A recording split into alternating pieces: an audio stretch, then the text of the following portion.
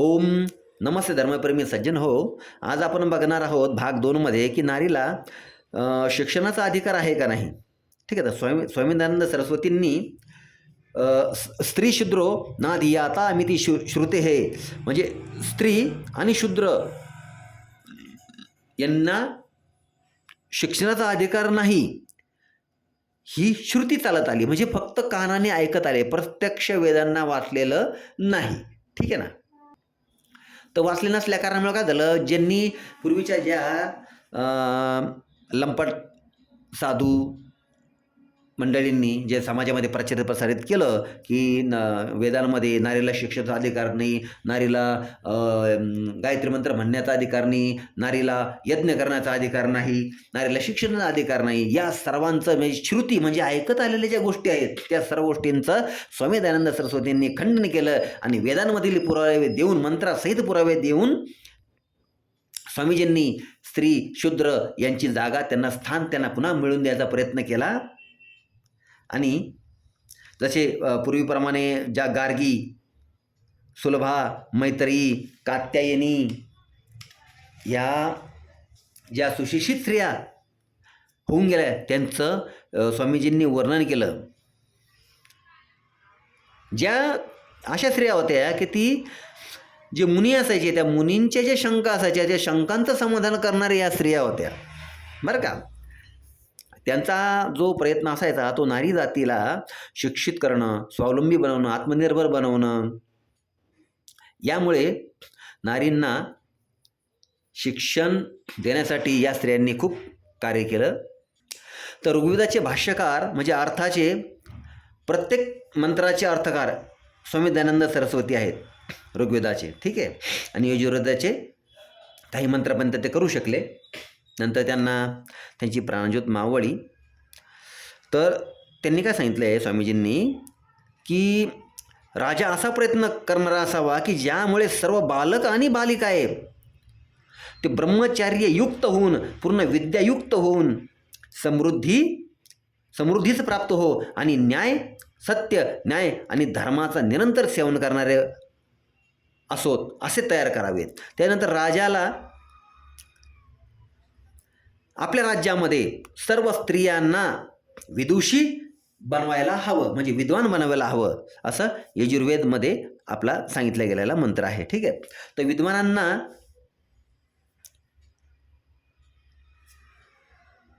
जेवढ्याही स्त्रिया आहेत, ज्या बालिका आहेत, कुमारिका आहेत, त्यांनी विदुषीय स्त्रिया आहेत त्यांच्याकडून विद्या अध्ययन करावे, त्यांच्याकडून ज्ञान प्राप्त करावे. आणि कुमारी ब्रह्मचारी त्या बालिका त्या विदुषी स्त्रियांना म्हणजे विद्वान स्त्रियांना अशी प्रार्थना करावी त्या बालिकांनी की तुम्ही आम्हा सर्वांना विद्या आणि सुशिक्षा देऊन पूर्णपणे आम्हाला युक्त करावे असं ऋग्वेदाचा मंत्र आहे. असं कोणी आवाहन करायचं, मुलींनी त्या विद्वान स्त्रियांना आवाहन करायचं आहे की तुम्ही आम्हाला सर्व प्रकारच्या शिक्षा द्या. शिक्षा म्हणजे अर्थात शिक्षण द्या. यजुर्वेदामध्ये झालं, ऋग्वेदामध्ये झालं, चारही वेदांमध्ये आपल्याला स्त्रीचं गौरवपूर्ण स्थान आपल्याला दिसून येईल.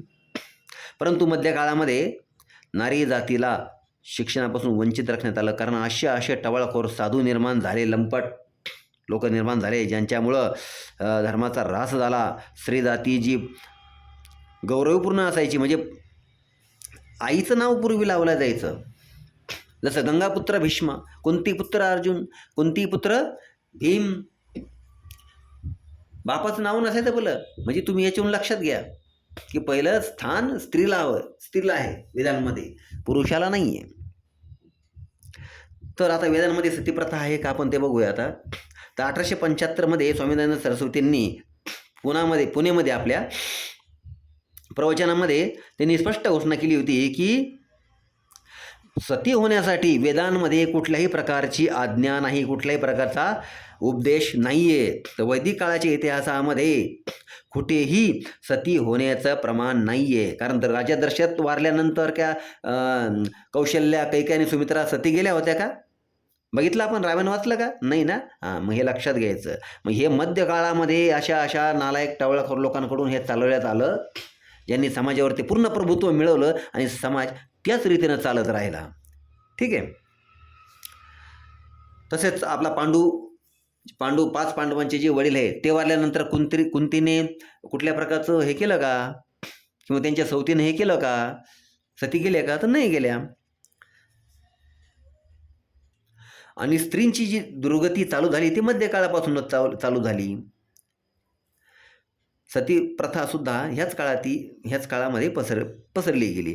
तर वेदांचा वरती ज्यांनी अशा प्रकारे स्त्रियांना निचलं स्थान दिलं, शूद्रांना निचलं स्थान दिलं, तर ते आहेत कोण? आधी यापूर्वी आपण अनेक व्हिडिओमध्ये सांगितलं की सायन अथर्ववेदाच्या मंत्रांमध्ये सती प्रथा दर्शवण्याचा खूप प्रयत्न केला. कोणी? या सायनने. कारण हा कोण होता? नास्तिक होता.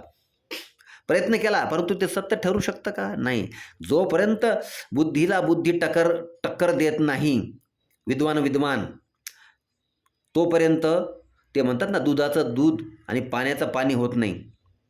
त्यासाठी विद्वानच असायला हवं, विद्वान व्हायला हवं. म्हणून सर्वांना आपण विनंती करतो की आपण हे सर्व सोडा, फक्त वेदांकडे चला. कारण ईश्वरी ज्ञान फक्त वेद आहेत, 6 दर्शनशास्त्र आहेत, 6 वेदांग आहेत, 4 ब्राह्मण ग्रंथ आहेत आणि 11 उपनिषद आहेत. ठीक आहे. तर यांच्याकडेच चला. बाकी जे आपल्या समाजात प्रसारित आतापर्यंत चालले त्याला थोडा साईड करा आणि वेदांकडे या. मग तुम्हाला समजेल सत्य काय आहे. आता हा सायन काय म्हटलं आहे आपण हिंदीमध्ये जसेच तसे ऐकूया. तर हा सायन काय म्हणतोय की हा जो मंत्र आहे अथर्ववेदाचा तो काय उपदेश देतोय, म्हणजे कोणाच्या अनुसार? सायन सांगतोय की अथर्ववेदाचा हा मंत्र अशा प्रकारचा उपदेश देतोय की वेद नारी को आदेश दे रहे हैं कि यह नारी अनादि शिष्टाचार सिद्ध, स्मृति पुराण आदि से प्रसिद्ध सहमरण रूप धर्म का परिपालन करती हुई पति लोक को, अर्थात जिस लोक में पती गया है, म्हणजे तो मृत्यू झाल्यानंतर कुठे गेलेला आहे? स्वर्गलोकात. उस स्वर्गलोक को वरण करना चाहती हूँ, असं कोण म्हणते? स्त्री म्हणते की मैं भी उसके साथ जाना चाहती हूँ. असं कोण लिहिलं? या सायनाचार्याने लिहिलं. ठीक आहे. तो तुझे मृत के पास सहमरण के लिए मैं पहुंच रही हूँ. अगले जन्म में तू इसे पुत्र पौत्रादि प्रजा और धन प्रदान करना. आता पुढच्या मंत्रामध्ये हा सायनाचार्य काय म्हणतोय की अगले जन्म में भी उसे वही पति मिलेगा, इसलिए ऐसा कहा गया है कि यहाँ पर सायन के अर्थों को देखकर अनेक शंका उत्पन्न होती है. जैसे इस मंत्र का सही अर्थ इस प्रकार है. आता तो अर्थ आहे का आता कि यह नारी पुरातन धर्म का पालन करती हुई पति गृह को पसंद करती है, पति गृह को पसंद करती हुई हे मरण धर्म मनुष्य तुझे मृत के समीप नीचे भूमि पर बैठी हुई है, उसे संतान और संपत्ति यहाँ सौंप कर, अर्थात पति की मृत्यु होने के पश्चात पत्नी का उसकी संपत्ती और संतान पर अधिकार है. असा हा मंत्राचा सरळ अर्थ जो आपण सायनाचार्याने केल्याच्या एकदम अगदी विरोधाभास दाखवणारा आपला हा अर्थ आहे. आता या मंत्राचा पुन्हा या सायनाचार्यानेच असा अर्थ केला आहे की कधी केला हा अर्थ त्यांनी?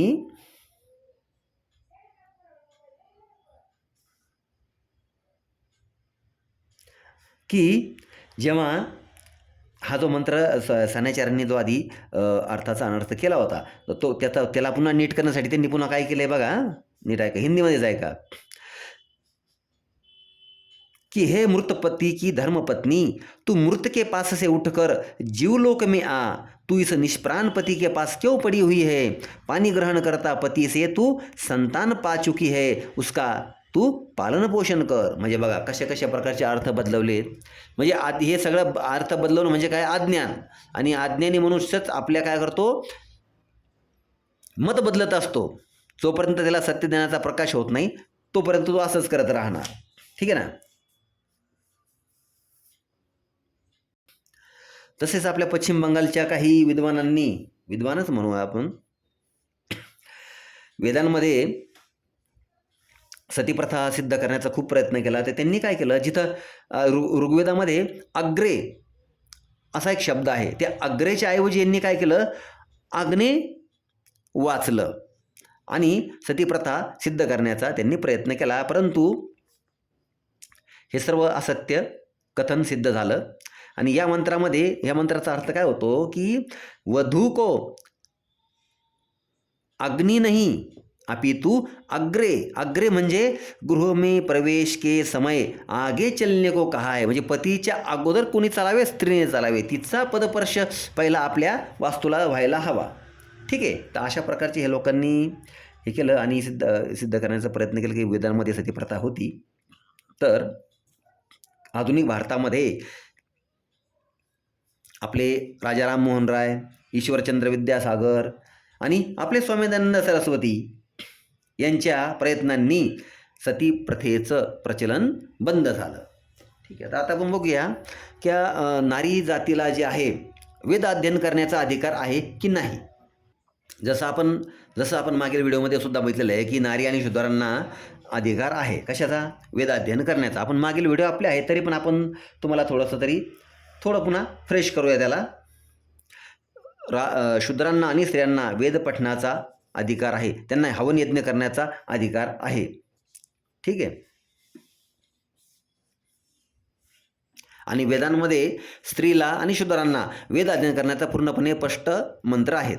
जसं अथर्ववेदामध्ये सांगितलेलं आहे की ब्रह्मचर्य का पालन कर, कन्या वर का ग्रहण करे.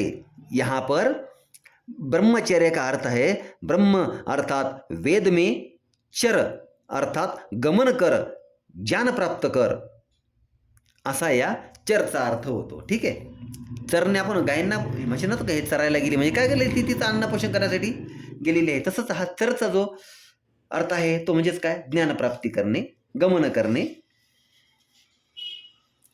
आधुनिक अथर्ववेदामध्ये सांगितलेलं आहे की नववधू को संबोधित करते हुए उपदेश दिया गया है कि हे वधू, तेरे आगे पीछे मध्य में अंत में सर्वत्र वेद विषयक ज्ञान रहे और वेद ज्ञान को प्राप्त करके तदनुसार तुम अपना सारा जीवन बनाओ. त्याचप्रमाणे यजुर्वेदामध्ये पण सांगितलेलं आहे, हिंदीमध्येच आहे का, की इमा ब्रह्मा पीपी अर्थात म्हणजे सौभाग्य की प्राप्ति के लिए वेद मंत्रों की अमृत का बार बार अच्छी प्रकार से पान कर. कशासाठी, सौभाग्य की प्राप्ती केली. कारण वेद असे आहेत आपले पूर्ण वैज्ञानिक आणि सायंटिफिकली आहेत की याच्यावरती एका दिलेल्या हिंटवरती तुम्ही जर रिसर्च संशोधन सुरू केलं तर तुम्हाला, आणि परंतु त्यासाठी ईश्वराची उपासनेची आवश्यकता असते. सर्वोच्च स्थानावर पोहोचण्यासाठी ईश्वराची उपासना आणि वेदांमध्ये सांगितलेलं ज्ञान याची सांगड करून आपण सर्वोच्च स्थानावर पोहोचू शकतो. ज्यांना शक्य आहे त्यांनी अवश्य याचा प्रयत्न करावा आणि ज्यांना जसं आपल्यासारखा वेळ मिळतो त्याप्रमाणे त्यांनी ते अध्ययन करण्याचा प्रयत्न करावा. ऋग्वेदामध्ये स्वामी दयानंद सरस्वती जे भाष्य करताना सांगितलेलं आहे की जी कन्या 24 वर्षपर्यंत ब्रह्मचर्यपूर्वक अंग उपांग सहित वेद विद्याओं को पढ़ती है वे मनुष्य जाति को सुशोभित करने वाली होती है. आता यजुर्वेदाच्या भाष्यामध्ये काय सांगतात स्वामी कि यदि मनुष्य इस सृष्टि में ब्रह्मचर्य आदि से कुमार और कुमारियों को द्विज बनाए, द्विज म्हणजे विद्वान बनाए, तो वे शीघ्र विद्वान हो जाए. व ज्ञानी बनवावं म्हणजे जेणेकरून तू जास्त विद्वान पंडित बनतील. ते प्रत्येक वेगवेगळे ज्यांना ज्या विषयाची आवड त्या विषयामध्ये ते काय होतील, विद्वान होऊन जातील, पंडित होऊन जातील. आता ऋग्वेदाच्या भाष्यामध्ये पुन्हा स्वामीजी सांगतात की वैश्य लोग धर्म धारण करके धनोपार्जन करते हैं, म्हणजे कुठल्याही प्रकारची लुटालूट फसवणूक न करता ते धनपार्जन करतात. उसी प्रकार कन्याओं को चाहिए कि विवाह से पहले शुभ ब्रह्मचर्य व्रत धारण करके विदुषी अध्यापिकाओं को प्राप्त करके सुशिक्षा और वेद विद्या संचय करके विवाह करे. म्हणजे विवाह करण्यासाठी सुद्धा काय वेदांनी बंधन सांगितलेलं आहे की तो जो पुरुष आहे ज्या तरुणाशी तुझा विवाह होणार आहे किंवा ज्या तरुणीशी तुझा विवाह होणार आहे, तुम्ही दोघांनी एकमेकाला तुमचं ज्ञान पारखून घेऊन तुमच्या ज्ञानाची परीक्षा केल्यानंतरच तुम्ही ते विवाह करायला हवा. म्हणजे टक्कर देणारं ज्ञान असं दोघं एकमेकाला पूरक असावे ज्ञानामध्ये, तेव्हाच एकमेकांमध्ये लग्न व्हायला हवं, अन्यथा नाही. एक कमी आणि एक जास्त नकोय. पुढचं बघूया की जैसे ब्रह्मचर्य को किए हुए जवान पुरुष अपनी प्रीति के अनुकूल चाही हुई स्त्री को पाकर आनंदित होते हैं, वैसे ही सभा और सेनापती सदा होवे. त्याचप्रमाणे असं महाभारतामध्ये सुद्धा स्पष्ट लिहिलं आहे की जिनका धन समान हो और वेदशास्त्र विषयक ज्ञान समान हो, उनमें मित्रता और विवाह आदि हो सकते हैं, अन्यथा नहीं। बलवान और सर्वथा निर्बल व्यक्तियों में कदापि नहीं करना चाहिए। तो वेदों में स्त्री को विदुषी बनने का और अपने गुण कर्म स्वभाव के अनुसार गुणशाली वर चुनने का अधिकार दिया गया है। इस प्रकार से वेदों में अनेक मंत्र स्त्रियों को वेद अध्ययन की प्रेरणा देते हैं। जसे वेदांमध्ये एक सूक्त सांगतो, 10व्या मंडलामध्ये 134 सूक्त आपण बघूया. फक्त आपण फोटो दाखवणार, बाकी तुम्ही त्याला स्टडी करा. तर हे 134वा सूक्त ऋग्वेदाच्या 10व्या मंडलातील 134वे सूक्त. त्यानंतर हे 159वे सूक्त 10व्या मंडलातीलच. यामध्ये 160 सुद्धा आलंय. हे आहे सूक्त 154. हे आहे 10व्या मंडलातीलच 190वे सूक्त. हे आहे 10व्या मंडलातील 107वे सूक्त. यामध्ये एकूण 11 मंत्र आहेत. 10व्या मंडलातील हे 95वे सूक्त.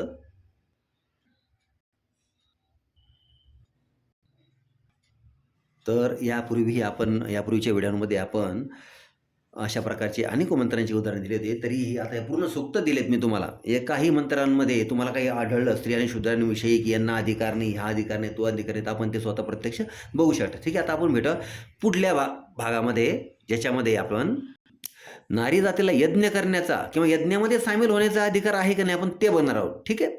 पार्ट 3 मध्ये. ओम नमस्ते.